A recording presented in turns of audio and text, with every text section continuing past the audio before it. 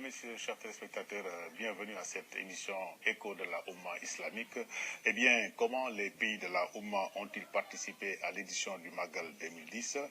Comment ont-ils vécu cette édition?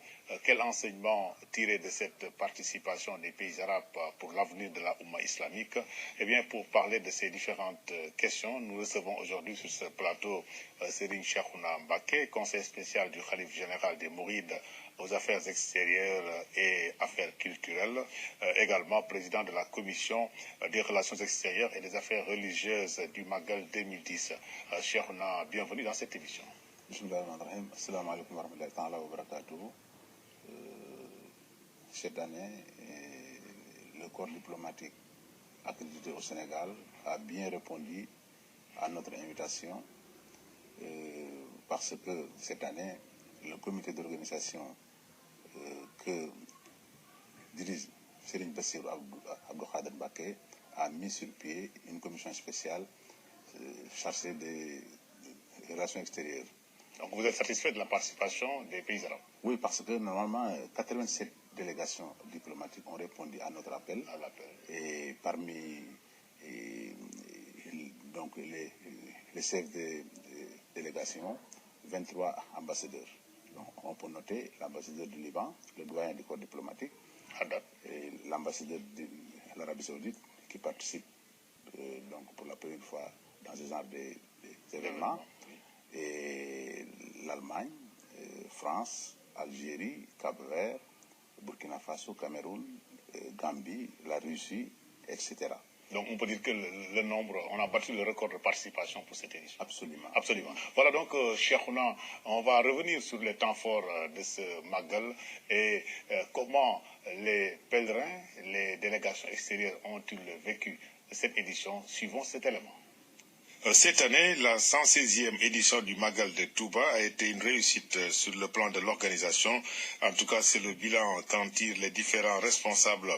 Ce Magal de Touba a été marqué cette année par une forte affluence des pèlerins venus du monde entier pour répondre à l'appel de Cheikh Ahmadou Bamba qui avait demandé aux différents fidèles et talibés, musulmans en général, de venir rendre grâce à Dieu en ce jour commémorant son départ en exil.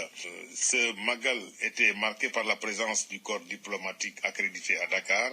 C'était sous la conduite de Serigne Cheikhouna Mbacké, président du comité chargé des relations extérieures et des affaires religieuses. C'était en présence du ministre d'État, Madi Kenyan, ministre des Affaires étrangères. Suivons l'explication de Michel Haddad, l'ambassadeur du Liban, au nom des autres ambassadeurs.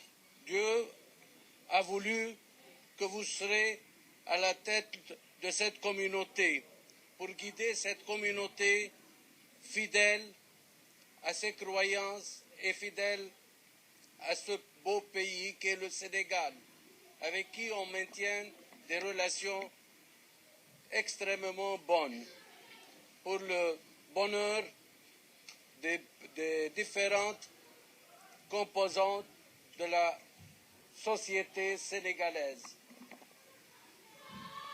Avec votre sagesse, ce pays va continuer à prospérer, Inch'Allah, dans la stabilité. Que Dieu vous accorde longue vie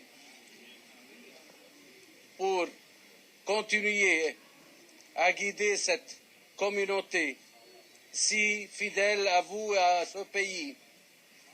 Nous autres, les différents pays ici représentés et ceux qui n'ont pas pu être parmi nous ce jour-là,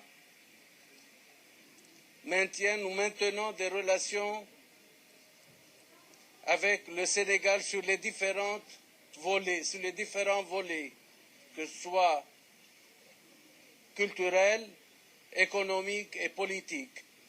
Et soyez sûrs, Votre Éminence, que on va continuer à œuvrer pour que ce pays